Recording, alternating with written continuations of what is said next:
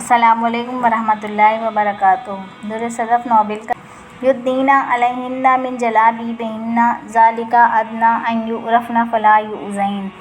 अपनी चादरों का एक हिस्सा खुद पर डाले रहें ताकि पहचान ली जाएं और उन्हें एज़ा ना दी जाए। ज़ुख़रफ़, तुम्हारी गर्दन पर क्या हुआ है? ये इनके ऊपर एसिड गिर गया था। साद ने बड़े ही इत्मीनान और सुकून के साथ सच बोल दिया और अम्मा की आंखें फैलीं और उन्होंने दिल पकड़कर ज़ुख़रफ़ को देखा जो ख़िलाफ़े तवक्का सुकून से बैठी थी। साद की बात पे भी रिएक्ट नहीं किया था। क्या ज़ुख़रफ़, कैसे लगी? लेकिन कैसे? अम्मा तेज़ी से इसके पास आकर बैठी। छत वाले बाथरूम के रोशनदान पे किसने कहा था कि एसिड रखें? बिला वजह ही रख दिया। वो फिसल कर गर्दन पर गिरा मेरी। शुक्र करें बच गई हूँ, सादा से अंदाज में कहकर वो उठ गई और एक तेज़ नज़र साद पर डाली जो बड़े मज़े से नज़रें झुकाए खड़ा था। वो सर झटक कर अंदर चली गई। ज़ुख़रफ़ बाजी, जल्दी करें ना। साद की सबसे छोटी बहन ज़रमीना इसके दरवाज़े पे खड़ी मचल रही थी। दोनों मामुओं की फैमिलीज़ आज इनके घर इकट्ठी हुई थी कि नई बहू नूर के साथ पहली बार बाहर चलें। साद ने मना किया मगर इसकी सुनी किसने थी? अभी सब कज़न्स तैयार बैठे थे। ज़ुख़रफ़ ने पहले तो इनकार किया मगर सबके शदीद प्रेशर पर वह मुँह धोकर उठी। कंधे का ज़ख़म बिल्कुल हल्का सा भरा था और हनूज़ शदीद दर्द करता था। अभी इसने ढीली सी शर्ट पहन रखी थी। अलमारी खोली तो देखा ज़्यादातर कपड़े बिना आस्तीन के या आधी आस्तीन वाले थे और जिनकी आस्तीन थी वो बहुत तंग थे कि ज़ख़्म के ऊपर नहीं पहने जा सकते थे। वो गहरी सांस लेकर अम्मा के कमरे में गई और स्टूल रखकर इनकी अलमारी का ऊपर वाला खाना खोला। वहाँ पीछे एक पैक्ड शॉपर रखा था। इसने उसे उतार कर धूल छांटी और उसे खोला।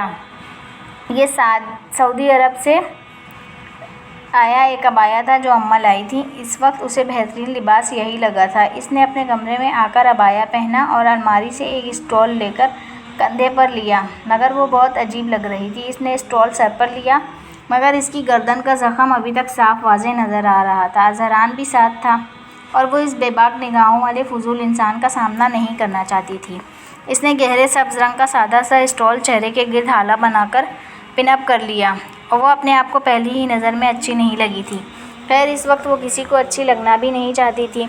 बस ये ज़ख़म ठीक होने तक ले लेगी अबाया, इसके बाद देखी जाएगी कि करना है या नहीं। वो फ़िलहाल मुस्तक़बिल के बारे में मुतज़लज़ल ही थी। अबाया पहने वो बाहर आई तो हेयर बैंड लगे डाई बालों वाली सालका और ज़रमीना ने पूरा मुँह खोलकर उसे देखा। तुम्हें क्या हुआ बेटा? अम्मा परेशान होकर सामने आईं। ज़ुख़रफ़ बेटा ठीक हो ना? मामू भी परेशान हो गए। क्या हुआ बच्चे, बाल धोने वाले हैं क्या? उज़्मा मुमानी से वो ऐसे ही गुमान की उम्मीद कर सकती थी। इसने मुस्कुरा कर सर झटका। बस ऐसे ही ख्याल आया कि ये काफ़ी अरसे से घर पर पड़ा है, बाहर जाते हुए ले लिया करूँ अबाया। स्कॉटलैंड में साद की सोहबत तो असर नहीं कर गई? छोटे मामू ने मुस्कुराकर हल्के फुल्के अंदाज में तंज़ किया तो वो मुस्कुराकर चुप कर गई। अब मामू को क्या बताए? अज़हरान छोटे मामू की बेटी शेज़ीन के साथ वॉक कर रहा था। सालका बाजी और इनके शौहर भी ओपन एयर रेस्टोरेंट के सामने ही घूम फिर रहे थे। वो खामोशी से एक टेबल पर बैठी अज़हरान का सामना करने से हत्तल मकदूर खुद को रोक रही थी। ज़रमीन भी इसके सामने बैठी फ़ोन पे लगी थी। न जाने कौन सी चिट कर रही थी इस वक्त। साद और नूर रेस्टोरेंट में बने मसनूई तालाब के किनारे बैठे थे। आपको पता है मैंने आपको देखा हुआ नहीं है, साद पानी को देखता हुआ हंसकर कह रहा था। ओह, नूर बस मुस्कुरा दी। वैसे जब हम स्कॉटलैंड जाएंगे ना तो आप भी पीएचडी कीजिएगा कुरान में। मुझे कुरान में पीएचडी का बहुत शौक़ है मगर इस स्पाउस वीज़ा पे मुझे एडमिशन मिल जाएगा क्या? नूर ने धीरे से पूछा था। अल्लाह सुब्हानो ताला रास्ते आसान करेंगे नूर। आपको पता है मेरी ज़िंदगी की सबसे बड़ी प्रायोरिटी मेरा रब है। मेरे रब का तारुफ इस दुनिया के हर इंसान से करवाना मेरी ज़िंदगी का मकसद है और मैं अपनी आखिरी सांस तक इस मकसद में लगा देना चाहता हूँ। आप मुझे हर कदम पर अपने साथ साबित कदम पाएंगे। नूर नम आँखों से मुस्कुराकर बोली तो साद ने सर घुमाकर उसे देखा। सीरियसली? क्या मतलब? इसके हैरान होने पर नूर मज़ीद हैरान हुई थी क्योंकि इसने कोई ऐसी अछूती बात तो नहीं कही थी। मुझे तो लगता है कि आप अभी तक मेरे साथ रिलैक्स ही नहीं हुई तो साबित कदम कहाँ से रहेंगी? नहीं तो ये तो आपको किसने कहा? वो इसकी बातों पर हैरान हो रही थी। आपकी शक्ल पे मौजूद बुरक़े ने।